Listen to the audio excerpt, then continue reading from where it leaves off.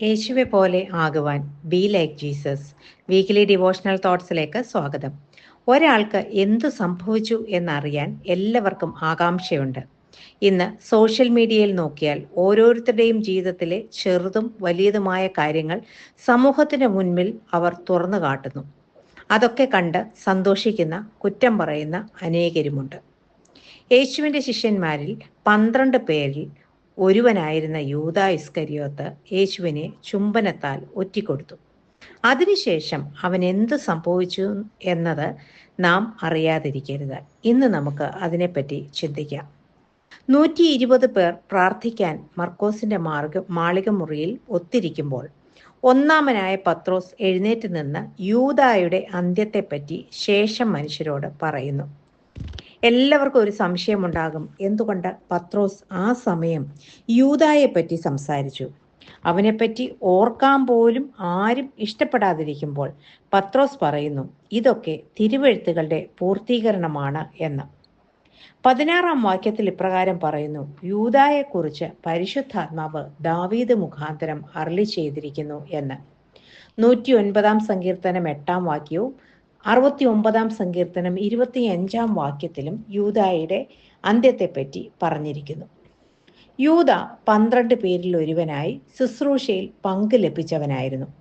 3.5 വർഷം യേശുവിനോട് കൂടെ നടന്ന, വചനം കേട്ട, ഉപദേശം കേട്ട, വീര്യപ്രവർത്തികളും അത്ഭുതങ്ങളും കണ്ട ഒരുവൻ എങ്ങനെ തെറ്റിപ്പോയി? തന്നിൽ വിശ്വസിക്കാത്തവൻ ആരെന്നും തന്നെ ഒറ്റിക്കൊടുക്കുന്നവൻ ആരെന്നും യേശു ആദ്യം മുതൽ അറിഞ്ഞിരുന്നു. യോഹന്നാന്റെ സുവിശേഷം 17-ാം അധ്യായത്തിൽ പറയുന്നു, ആ നാശയോഗ്യനല്ലാതെ അവരിൽ ആരും നശിച്ചു പോയിട്ടില്ല എന്ന്. ഇതിൽ നിന്ന് എന്തു മനസ്സിലാക്കാം? ദൈവത്തിന്റെ പദ്ധതിയിൽ യൂദാസ് ഉൾപ്പെട്ടിരുന്നു. മാത്രവുമല്ല, അവൻ 12 പേരിൽ നിന്ന് മാറ്റപ്പെടും എന്നുള്ളതും സങ്കീർത്തനക്കാരൻ വർഷങ്ങൾക്ക് മുമ്പ് എഴുതി വെച്ചു. യൂദ സ്വയം തീരുമാനിച്ചതല്ല ഇതൊന്നും. ദൈവം മുൻകൂട്ടി നിശ്ചയിച്ചതിനാൽ യൂദ അങ്ങനെയൊക്കെ ചെയ്തു എന്നാണോ നിങ്ങൾ ചിന്തിക്കുന്നത്? നമ്മുടെ ദൈവം നമുക്കെല്ലാവർക്കും സ്വതന്ത്രമായി തീരുമാനമെടുക്കാൻ അവസരം തരുന്നു.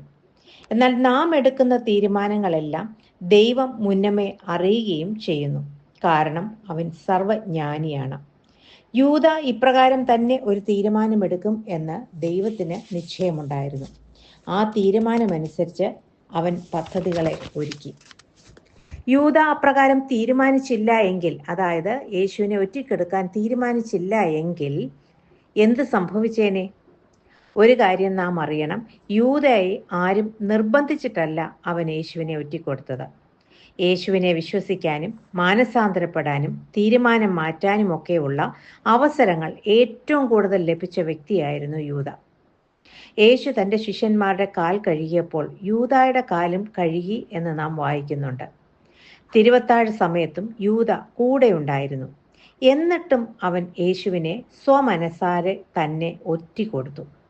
താൻ ചെയ്ത പ്രവൃത്തികൾക്കെല്ലാം ഉത്തരവാദി യൂദ തന്നെയായിരുന്നു. മോഷ്ടിക്കാനും കൊല്ലാനും അറുപ്പാനും വന്ന കള്ളനെ പോലെ തന്നെയാണ് യൂദാസ്. യേശുവിനെ ഒറ്റിക്കൊടുത്ത് അവൻ 30 വെള്ളിക്കാശ് നേടി. 300 വെള്ളിക്കാശ് വില വരുന്ന സുഗന്ധ തൈലം മറിയ യേശുവിൻ്റെ കാൽക്കൽ ഒഴിച്ചപ്പോൾ കൂടെ നടന്ന യൂദ 30 വെള്ളിക്കാശിന് കർത്താവിനെ തള്ളിപ്പറഞ്ഞു, ഒറ്റിക്കൊടുത്തു. 30 വെള്ളിക്കാശ് ഒരു അടിമയുടെ വിലയായിരുന്നു അക്കാലത്ത്. യേശുവിന് മഹാപുരോഹിതന്മാർ ഇട്ട വില ഒരു അടിമയുടെ വില മാത്രമാണ്. പിന്നീട് യേശുവിൻ്റെ ക്രൂശുമരണം യൂദാസിൽ കുറ്റബോധമുളവാക്കി. അവൻ മഹാപുരോഹിതന്റെ അടുക്കൽ ചെന്നു താൻ പാപം ചെയ്തു പോയി എന്ന് പറഞ്ഞു. അതിന് ഞങ്ങൾക്ക് എന്ത് എന്ന് അവർ ചോദിച്ചു. ഒരു കാര്യം പറയട്ടെ, യൂദ മഹാപുരോഹിതന്മാരുടെ അടുക്കൽ പോകുന്നതിന് പകരം യേശുവിൻ്റെ അടുക്കൽ ഗബത മുതൽ ഗോൽഗാത്ത വരെയുള്ള വഴിയിലോ ഗോൽഗാത്തയിൽ നിന്ന് ക്രൂശിന്റെ ചുവട്ടിലോ ചെന്ന് അനുതപിച്ചിരുന്നു എങ്കിൽ അവന് അവൻ്റെ പാപം ക്ഷമിച്ചു കിട്ടിയേനെ. യൂദ കരുതി യേശു ക്രൂശിതനായി മരിക്കും എന്ന്. പാതി അറിവേ അവന് കിട്ടിയുള്ളൂ.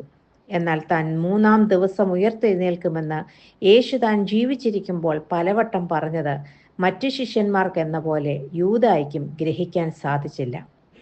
ഒരു വെള്ളിയാഴ്ച ക്രൂശിതനായി 2 ദിവസം കൂടി കാത്തിരിക്കാനുള്ള ക്ഷമ യൂദ കാട്ടിയിരുന്നെങ്കിൽ ഉയർത്തെഴുന്നേറ്റ യേശുവിനെ കണ്ട് അവന് സന്തോഷിക്കാമായിരുന്നു. അവസരങ്ങൾ ഒത്തിരി ഉണ്ടായിട്ടും അതൊന്നും അവന് ഉപയോഗിക്കാൻ പറ്റിയില്ല. ഇന്നും യേശുവിനെ വിശ്വസിക്കാതെ തള്ളിക്കളയുന്ന, ഒറ്റിക്കൊടുക്കുന്നവർക്കുള്ള അന്ത്യം ദാരുണമായിരിക്കും എന്ന് യൂദ നമ്മെ പഠിപ്പിക്കുന്നു. അവൻ ആ 30 വെള്ളിക്കാശ് മന്ദിരത്തിൽ എറിഞ്ഞു കളഞ്ഞു. എന്നാൽ അത് രക്തവിലയായതിനാൽ മന്ദിരത്തിലിടുന്നത് വിഹിതമല്ല എന്ന് പറഞ്ഞ് കൂടിയാലോചിച്ച് പരദേശികളെ അടക്കാൻ കുശവന്റെ നിലം വാങ്ങി അധികാരികൾ. അക്കൽദാമ അല്ലെങ്കിൽ രക്തനിലമെന്ന് അവർ അതിന് പേരുമായി.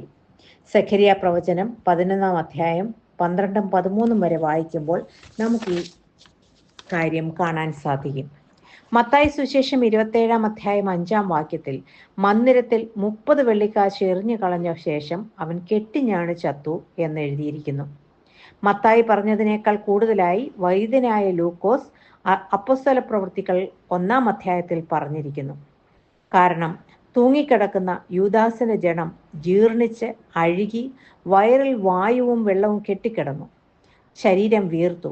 ഭാരം കാരണം കയറോ മരച്ചില്ലയോ പൊട്ടി അവൻ നിലത്ത് തലകീഴായി വീഴുകയും നടുവേ പിളർന്ന് കുടലെല്ലാം തുറച്ചുപോയി എന്ന് വിശദീകരിച്ച് ഒരു ഡോക്ടറായ ലൂക്കോസ് പറഞ്ഞിരിക്കുന്നു.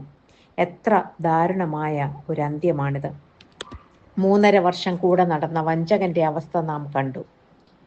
യേശുവിൽ വിശ്വസിച്ച് നിത്യരക്ഷ പ്രാപിക്കാൻ, പാപത്തിൽ നിന്ന് ഓടിപ്പോകാൻ, വിശുദ്ധിയിൽ ജീവിക്കാൻ നമുക്ക് ഓരോരുത്തർക്കും കഴിയട്ടെ എന്ന പ്രാർത്ഥനയോടെ ഈ ധ്യാനചിന്ത ഇവിടെ അവസാനിപ്പിക്കുന്നു. God bless you all.